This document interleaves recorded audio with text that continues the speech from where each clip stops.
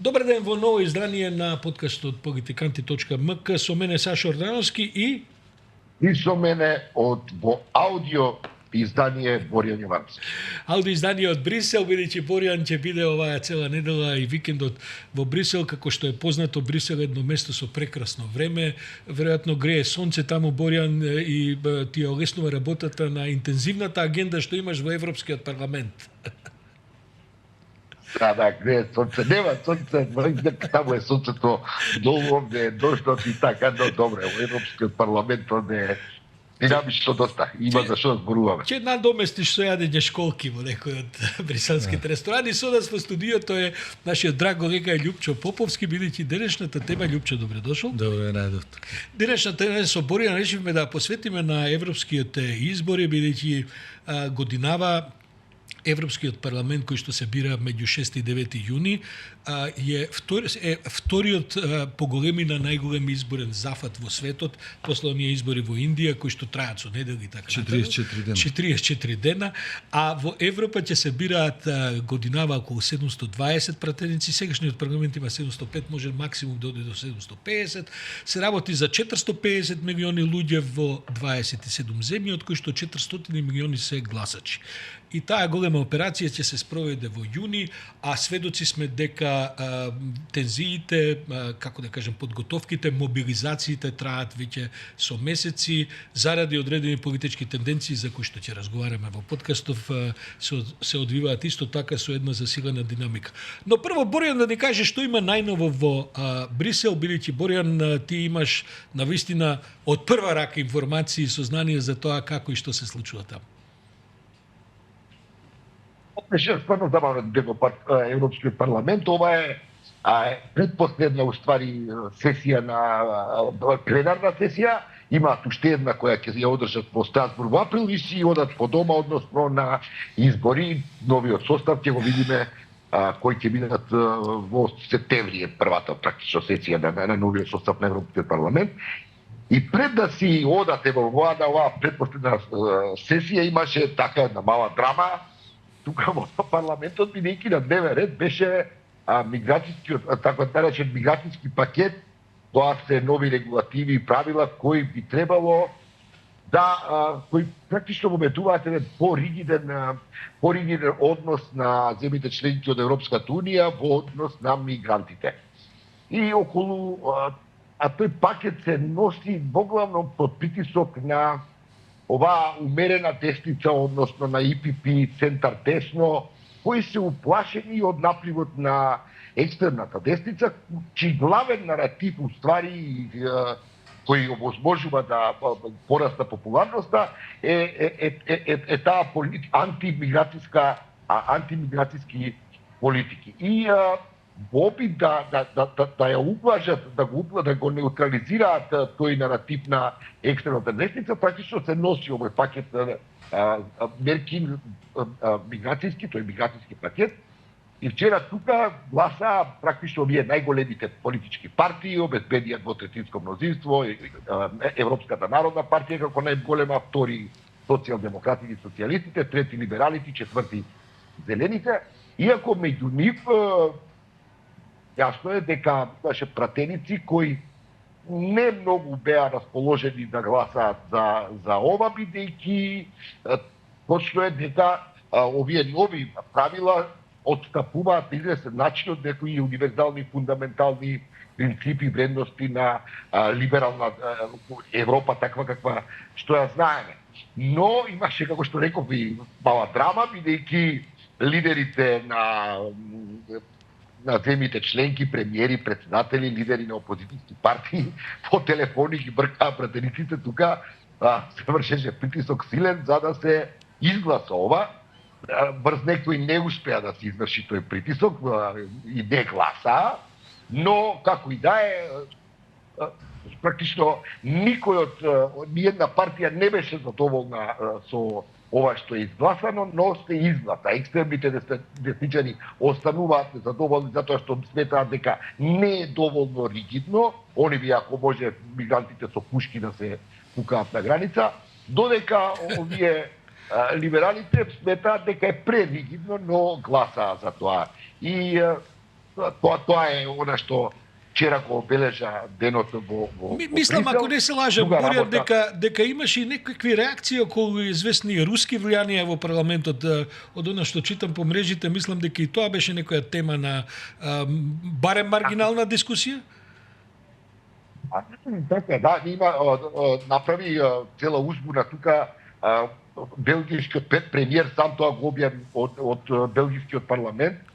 Чешката и белгијска разузнавачка служба дошле до сознание дека русите опасно го пушат Европскиот парламент, односно работат на подмитување на европски пратеници кои би требало да го продаваат рускиот наратив и со тоа практично да го отворат оној терен на кој е јака екстремната десница, која русите ја сметаат за свој сојузник. Разбирливо, бидејќи таа е екстремната десница е на известен начин против европската конструкција, против Европа каква што ја знаеме. Така што да, тоа е сериозна тема, земите членки и Европската комисија работат интензивно, колку што може да се разбере, особено разузнавачите се растрчани на терен во сите земји членки. И трета работа во Европскиот парламент, вчера беше еден пуш, ако можам така да кажам, кој произлезе од либералите од Киверостат, бившиот премиер на Белгија, кој е еден од најстакатите европратеници сега меѓу либералите, да се донесе на резолуција со која ќе се направи притисок врз Европскиот совет да се испорача што поскоро муниција за украинската армија и овие патриот системи кои сега не се знае кој треба да ги испорача, но од твит на Кулеба, полукодиран шифриран, може да се разбере дека тоа се французите, но тоа уште не е јасно, ќе видиме понатаму. Така што забавно беше во Европскиот парламент, тука постои реално стравување од тоа, од напливот на екстремната десница, каков ќе биде составот на новиот Европски парламент, но тоа на известен начин дава една инспирира да овие традиционални политички структури ги надминат собствените суети и тие познати антагонизми кои вака од оваа една перспектива која имаме сега, која живееме на реално, делува доста плазирано и направи тој наплив на екстремната десница на поголема кохезија меѓу традиционалните политички структури, Европската народна партија, либералите, зелените и социјалистите и социјал-демократите, кои ќе се обидат по изборите практично заедно повторно да го задржат двотретинското мнозинство и да ги задржат стратешките фундаментални правци и темели на кои е поставена Европската унија. И сега Попе веројатно би можел тука да коментира, бидејќи ја познава доста работата во детали по земји членки. Пред да го замолам Попе, бидејќи еден од најдобрите експерти во Македонија на вистија по земји членки, одлично ги знае сите политички одвијања, замисли Попе имало корупција во Европски парламент, а и гласале како гласачка машинерија. Замисли тоа. Да, тоа е, бидејќи тоа е некоја Шангрила, Елдорадо земја, кај што ништо тоа сите луѓе живеат во некој, како да кажам, хипи комуна, кај што никој ништо не добива повеќе од колку што му следува, а овде кај во Македонија има корупција, па пратениците гласаат по наредба на партиите, што е нешто недозволено, срамота, па како да ти кажам, тоа се гласачка машинерија, луѓе без рбет, без нешто, не мислат, тама тоа е, бидејќи ние сме на рабовите на Европа, без оглед колку сме таму, ние не ги гледаме, освен овде кај што се занимаваме со соседите, не гледаме што се случува во Европа, мислиме не дека имаме некоја идеализирана представа за Европа или за другите, туку немаме представа. И во тоа немање представа или погрешна представа, ние доловуваме различни ситуации од колку што реално се. Зошто, например, сега само за една работа да поврзам. Кога беше резолуцијата во германскиот парламент за Македонија, за македонскиот јазик, тоа беше предложена од социјалдемократија на канцеларот Шолц, ги поддржаа и зелените. Ниеден член од парламентот од ЦДУ, од Христијанско-демократска унија не гласаше за тоа. Зошто кога се толку голем? Партиска наредба да не се гласа, бидејќи тоа е резолуција предложена од СДП.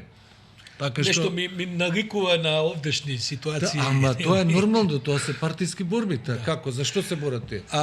Во право ли е Боријан кога предупредува, и не само Боријан, туку сите ние гледаме едно подигање на екстремната десница. Како ти се чини кога ќе помине целата таа изборна пресметка сега на европско ниво, помеѓу овој наплив, па дури и кај нас е истата ситуација, не само во други европски земји. Како ќе помине овој наплив Значи, на овие анкети десничари и што ги екстремни гледаме, десничари? мислам ја што ги гледам, сега не ги гледам сите, се разбира, не да ќе Европската народна партија ќе падне за едно 6-7 места, социјалистите ќе паднат за 6-7 места, овие Зелените? Зелените Тие исто растеа ќе со паднат. либералите, да. Да, ама ќе паднат и либералите, ама знаеш кога ќе падне за 5 места, тоа е многу. Знаеме дека последниот пат Урсула фон дер Лајен беше избрана со мнозинство од 8 гласа, така од прилика 7-8 гласа тесно. И сега како ќе се направи, тоа е очигледен страф.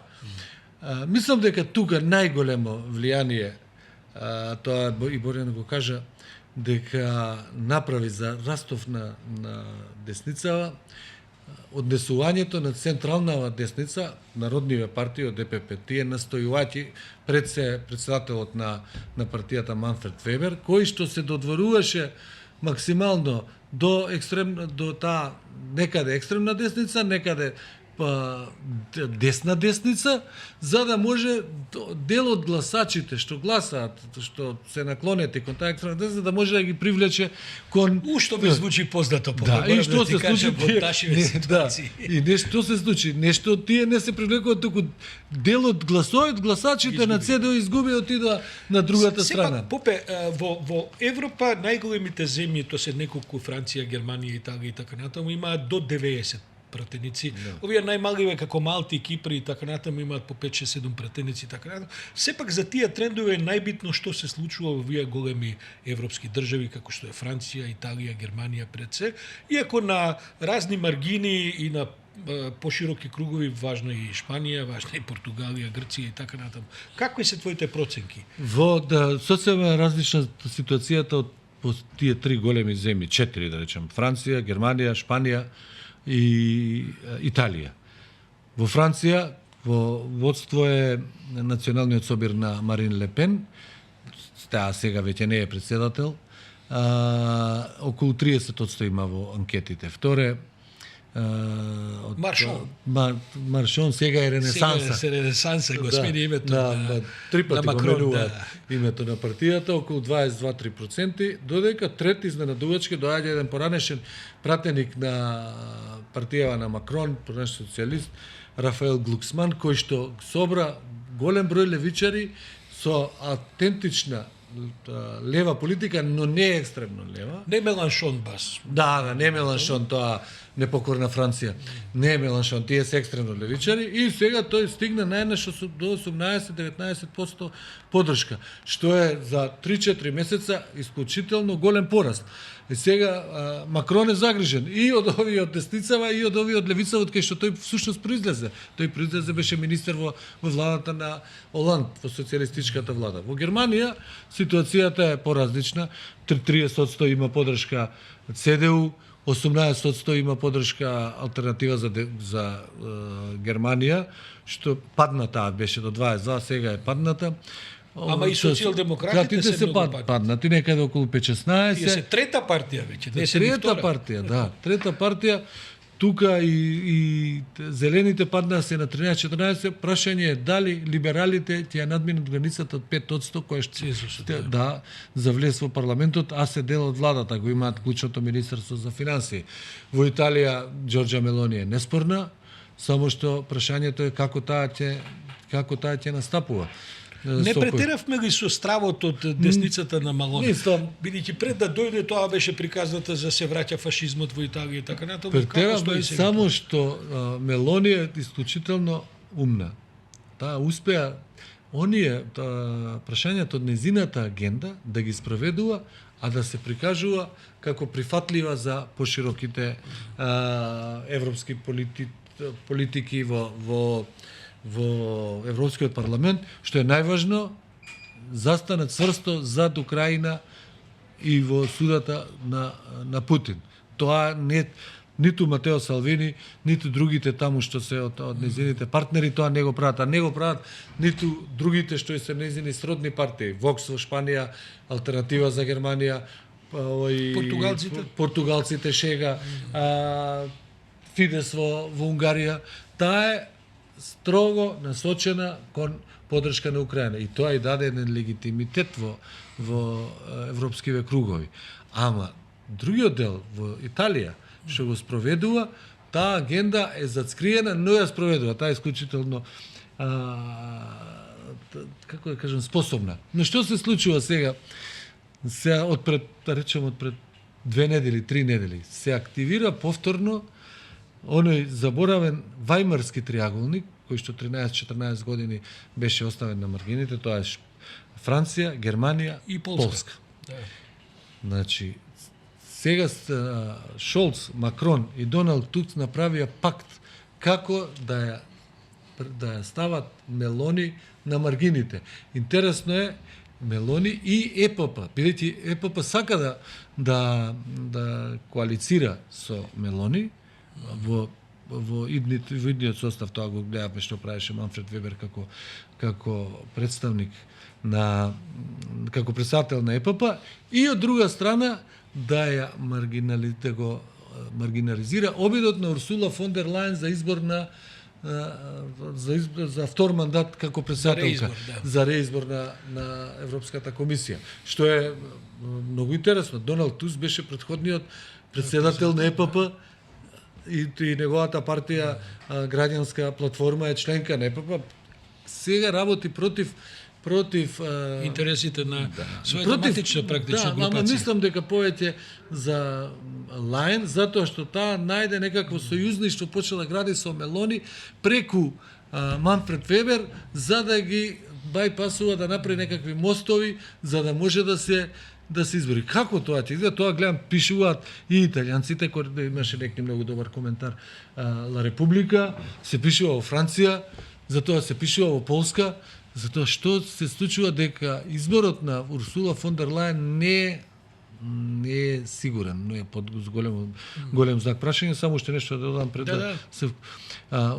фон дер Лајен ја почна кампањата за реизбор во Грција, не ова недела, минатиот викенд.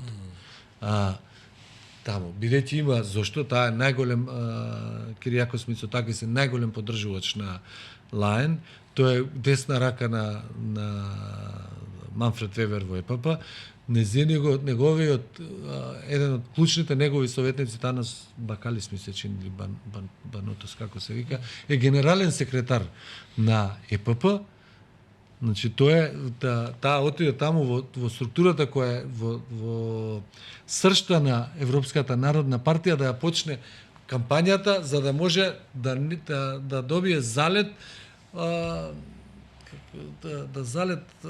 формацијски залет.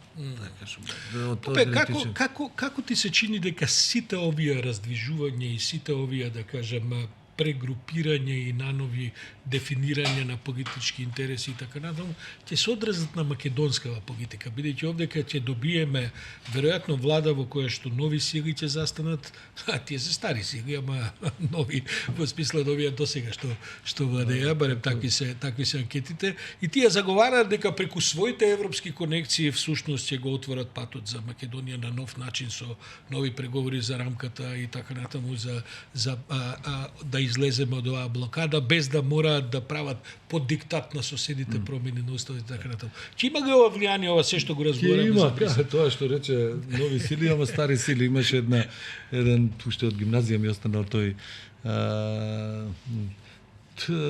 цитат на Бора Станковиќ од Нечиста крв. Дајте ми го старото што мириса на сув босилек. Така што ова мириса на сув босилек, што овие што викаш ти нови сили, но стари.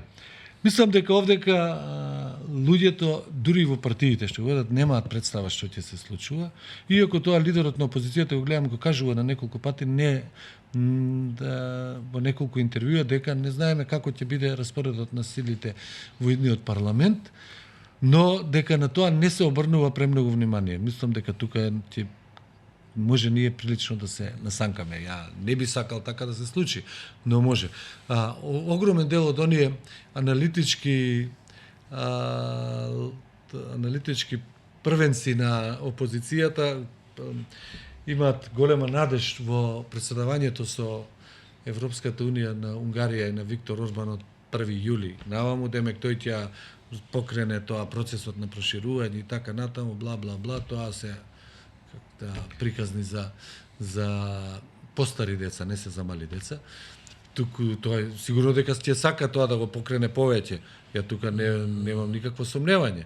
Но после оваа изјава на Оливер Вахеј во Бугарија дека нема менување на преговарачката рамка, а новата Европска комисија ќе биде формирана ако тргнеме според случајот од пред 5 години некаде во ноември, дека тој ќе биде и натаму европски еврокомесар. Кој знае кој ќе биде во сега новата Европска комисија? И кој знае кој ќе биде. Како таа ќе се постави, гледаме дека таму затврднуваат работите заради конкуренција со крајните десничари. Досега по конзервативни станува. Досега немало луѓе од овие надвор од овие 3 големи групации во Европската комисија.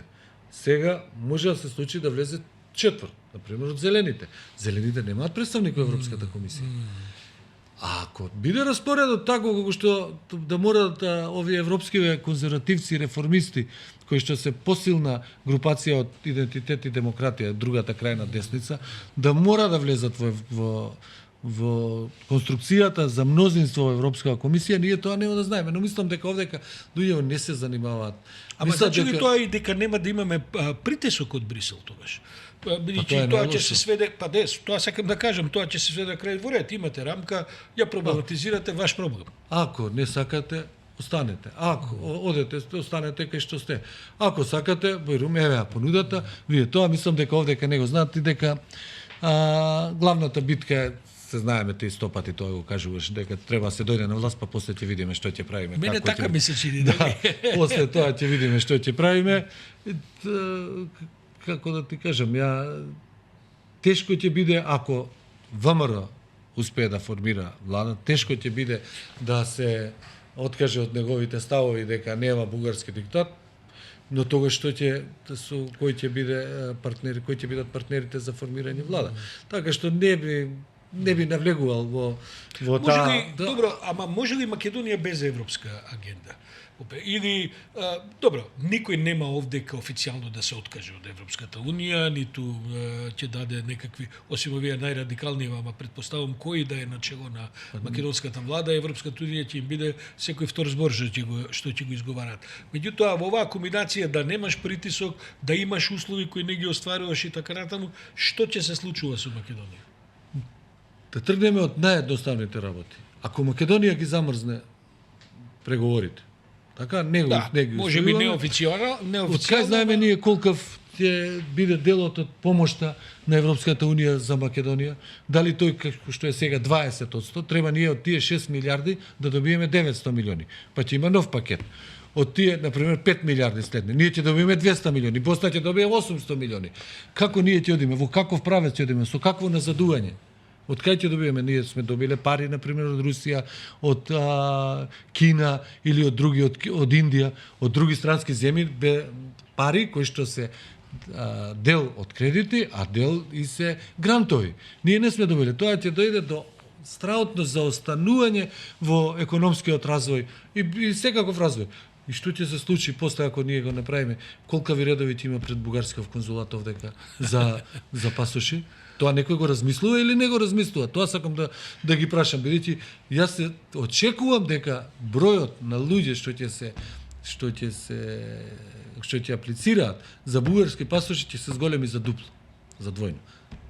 Тоа не треба, тоа ќе биде голем удар за како кажам, за себе вредноста на Македонија, кога во исто време самодовербата и самодоверба, и не само доверба, туку како се вреднуваш ти сами од себе. Од една страна викаш нема под бугарски диктат, а после под бугарски диктат подпишуваш дека си имал потекло бугарско, бидејќи тоа е бугарски диктат. Така, тоа барањето е бугарски диктат, не е кога добиваш во Шпанија, кога добиваш во Шпанија или во Италија пасош, Тие не ти викаат дека ти треба да кажеш дека си италијанец, дека си живеел 5 години во Италија. Не се изјаснуваш дека си италијанец. Или ако имаш некое потекло, на пример луѓе од баби и дедовци, да, баби и дедовци од Бразил, од Аргентина, па бараат некакви некакви потом предци таму за да извадат пасош. А бидејќи во Италија се е тоа точно наведено, се знае кој живееле, како живееле, а овдека се изјаснуваш отпосле дека имаш бугарско потекло. Добро, Попе, ама оваа компликувана европска рамка за која дискутираме и која ќе се докомпликува после европскиви избори, бидејќи ќе настане уште едно ситнење на таму нема да има крупни блокови, тие ќе мора да се обединуваат, но тие обединувања ќе истрпат голема политичка енергија во самата Европа.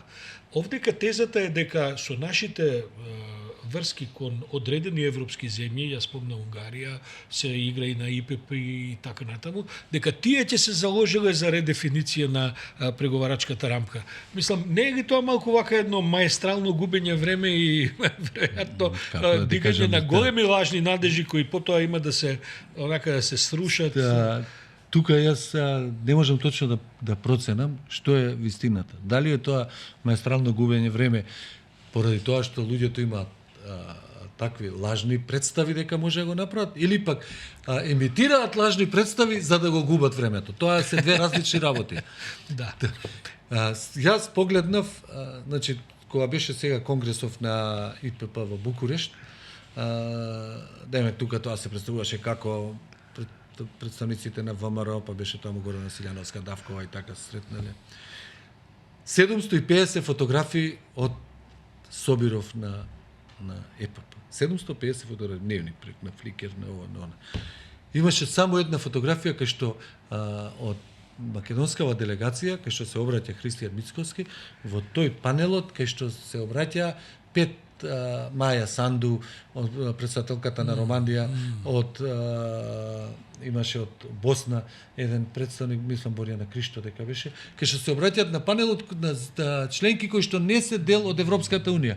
Имаше стотици фотографии од гости, од членови, како седат. Ни една фотографија од македонската делегација на претходниот конгрес имаше.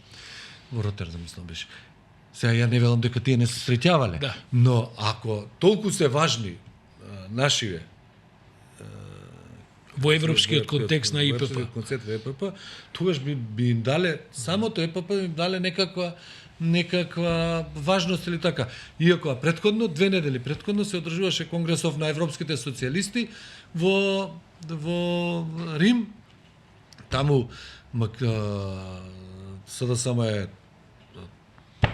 високо рангиран член. Радмила Шекеринска е подпредседател на партијата, Бојан Маричич е член на председателството, па немаше толкова халабука за тоа како ти учествувале.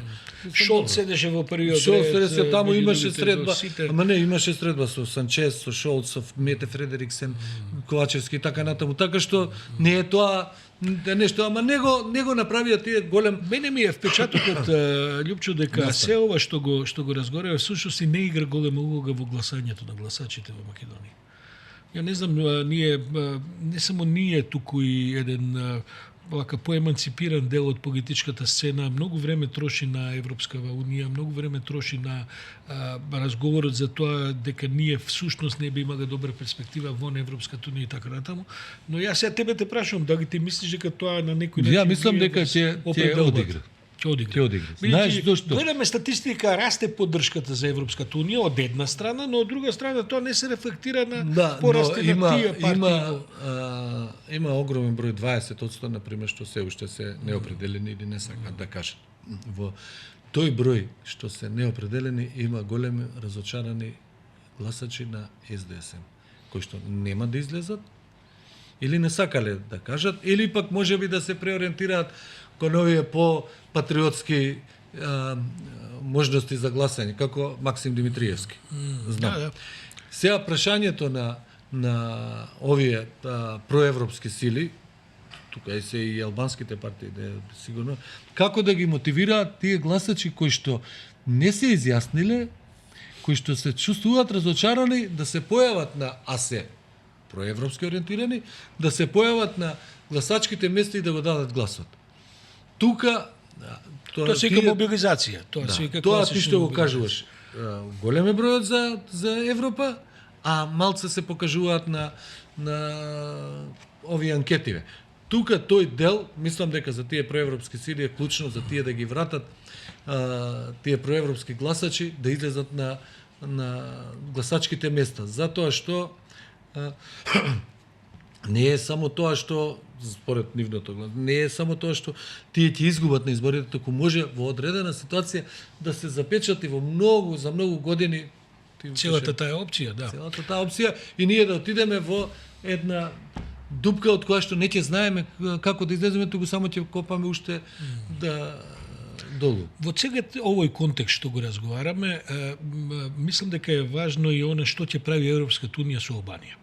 Бидејќи сведоци сме дека сега албанскиот прогрес се стопира, не се отвараат преговорите храбро понатаму, затоа што се чека Македонија и така натаму. Од друга страна, ние знаеме која е сензитивноста на напредокот на Албанија, инаку и ние сме чекале заради Албанија во минатото, и тоа го знаеме, но ако Албанија напредува, што мислам дека е добра околност за целиот регион, се разбира, а овдека се случуваат внатре и национални и внатре партиски, опозицијско, властелински, да кажам, препукување и така натаму, особено меѓу албанците, каков ќе биде околу тоа можниот расплет во тие динамики кои ние нема да ги контролираме по тоа? Значи, ние треба малце да видиме попаметно да размислуваме каква е улогата на Грција во овој случај. Ние подпишавме. Бидејќи Грција е таа што ги блокира албанците. Да. Блокира албанците и прави услуга на Македонија.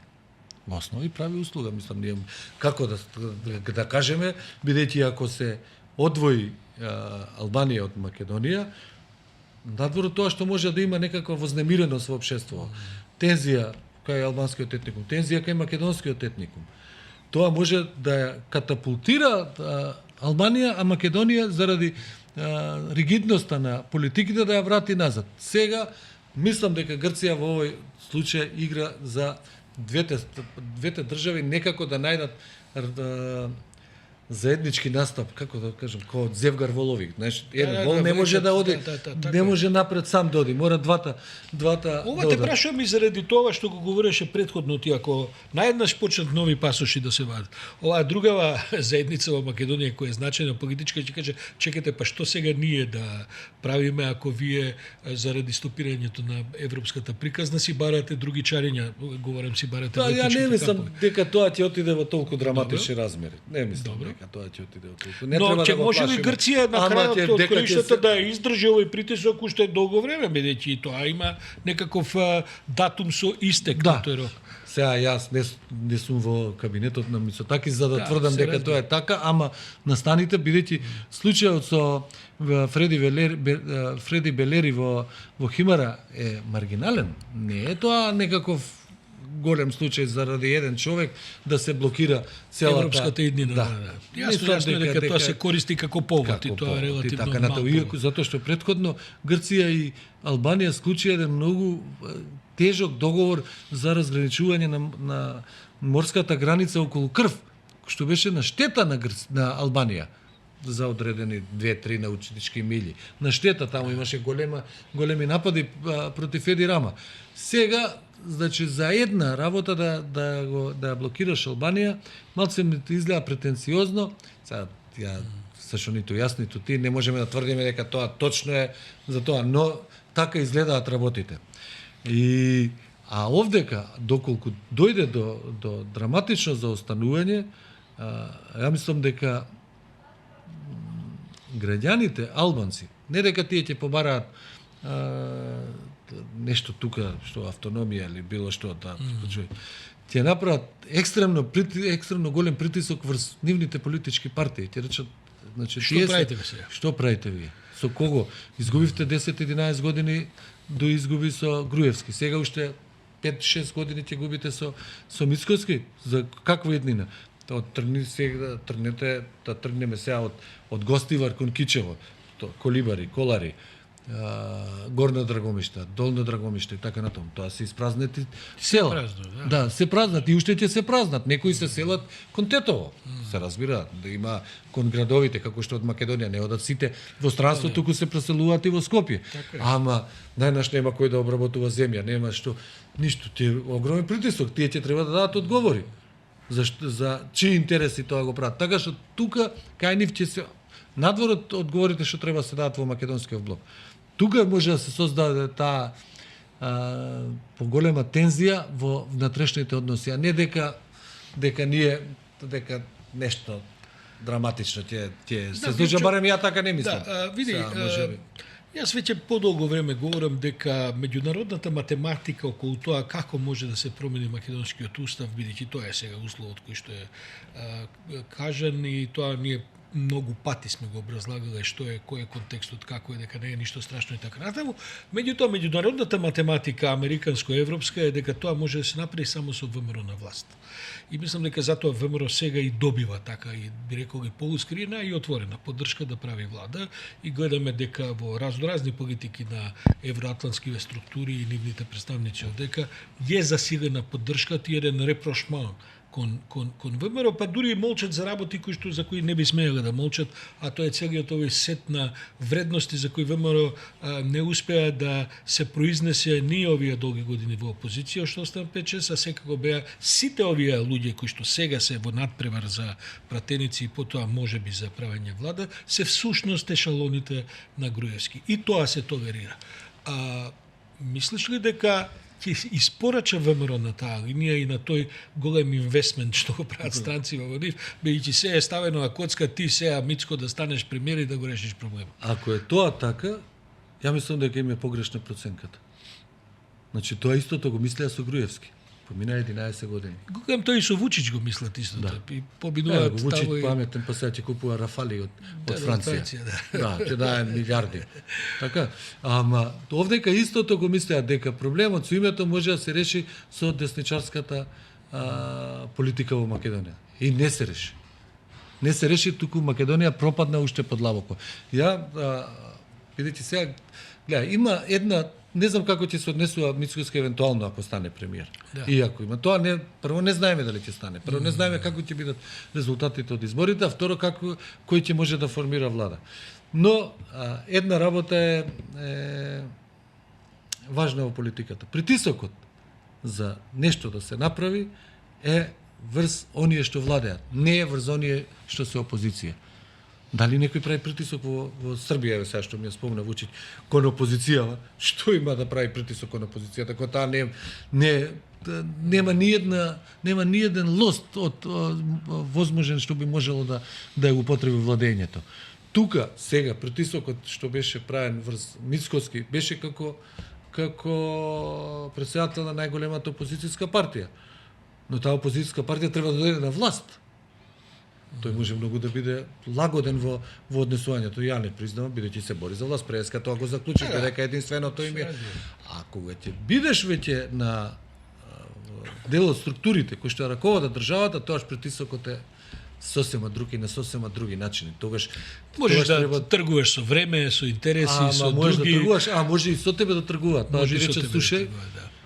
се што си мислел нема ништо, нема кредит од ЕИБ, нема кредит од Светска банка, нема од ова, нема од она, или ти ги решиш. Добра, ама тогаш не ги не носи тоа во една друга крајност, бидејќи предпоставка е дека во таква една коалиција во која би влегли и етнички албански партии, и тоа веројатно овие опозициони, бидејќи тоа е цело време оваа заложба против други и така натаму, дека можеби ја бидејќи ние овдека сме имали разни гости на ова ти кај што седиш, кој што тврди не, прво ќе подпишеме, после ќе влеземе и така, ти знаеш дека мислам прво ќе се влезе на власт, после ќе видат што и како е. Нема и да го турне тоа уште подесно ВМРО во позиција на власт, да мора да бара поддржувачи и вон дури албанскиве етнички партии или кои ќе сака од нив, но и со некакви опции за уште подесни радикални струи. ВМРО беше централно десничарска партија. За изборите 2017 за локалните избори ВМРО се ребрендираше, тогаш веќе беше Христијан Мицкоски генерален секретар, и точно се сеќавам на тој настан во салата Борис Трајковски како граѓанска партија. Значи има уште го чувам и говорот на Никола Груевски за тоа како граѓанска либерална партија треба да се трансформира. Концентар, значи. Да, за да може да привлече нови гласачи. Тоа е давно минато време. Свршено. Да, свршено. Сега не е центар, туку е многу подесно од колку што биле поред. Со тенденција да одат уште подесно. Затоа што тука го гледаат да одат дури кон таму до оние почетни позиции на крајната десница, затоа што тука мислат дека може да собере нов базен гласачи. Па видите сега тие што се приклучија кои десничарски партии, значи што беа надвор од јатото, па сега влегува од идеолошки причини. Така некои од нив прононсирани, како да кажам, со своите активности во последните години, ајде да им ги спомнуваме имињата, ама беа и со многу лоши квалификации кон своите колеги од ВРМ и така, сега онака тивко, умилно, стојат можеби во вторите, третите редови, ама се таму и така натаму. Да, може нешто да биде таму, тоа ми е и интерес, ама тоа значи дека таа идеолошка матрица почнува да оди се подесно и подесно. Така што ја верувам дека ВМРО е според мене поблиску да направи коалиција владина со левица отколку со Максим Димитриевски. Па, би звучело по некакви вредности баш така. Освен неколку што се вредности што и се крајни на Димитар Апасиев и другите вредности им се слични. Така што тука би со други зборови кога малку би замолкнале овие од левица да не лупетат такви глупости. А зашто е замолкнат за ако се дел од власта? Да. Добро, ама сето ова не би било можно без ова што се случува во Социјалдемократскиот сојуз пред се. Бидејќи тие прокоцка една голема шанса и сега се во ситуација ние не знаеме како ќе завршат изборите, но предвидувањата не им се прекрасни и иако постојат разноразни математички модели, ако биде вака, ако биде така, кој ќе прави влада и така натаму, сепак она што ќе следи, а тоа ти го кажа, мислам, на крајот може да се случи да не може да се состават со години што следуваат по тоа. Нема ли да остане Македонија на една тацна во која што практично не ќе има корективни елементи, не ќе има притисок од страна, бидејќи гледаме дека тој притисок се ситни заради разноразни други меѓународни теми и така натаму, и не е ли тоа еден рецепт за релативна политичка катастрофа на какви што сме сведочеле во минатото? Значи, ништо нема да не изненади ако до идната година немаме влада или имаме влада некакви... Стани падни нешто. Па и тоа треба да го искуси Македонија, ако не може да се направи. Ние сме имале до сега технички влади година и пол Емил Димитриев. Да. Ама имало... Тоа функционирала на одреден начин заради договор на партиите. Но ако не може да се направи, значи никој не може да ги исклучи социјалдемократите сега каков резултат ќе направи. Ја дури мислам дека кај одреден број луѓе, дека тоа пренагласено форсирање, дека победивме, уште не треба 67, сега нешто малце замолкна последно време за тоа 67, дека може да има контраефект. Еве да ви дадам еден пример. Во Британија годинава треба да се одржат избори. Никој не знае кога ќе се одржат, тоа премиерот го одредува. Не се со консензус не се одржува, туку премиерот Риши Сунак во интерес на партијата конзервативна, кога е најдобро за партијата, ама до декември треба да бидат. Одредува, значи ево мај ќе дојде, значи може да го одреди да биде на крајот на мај, да рече сега. Па нека се бунат лабористиве. Што е? 23% има предност лабористичката партија пред конзервативната. Па не викаат дека ќе победиме.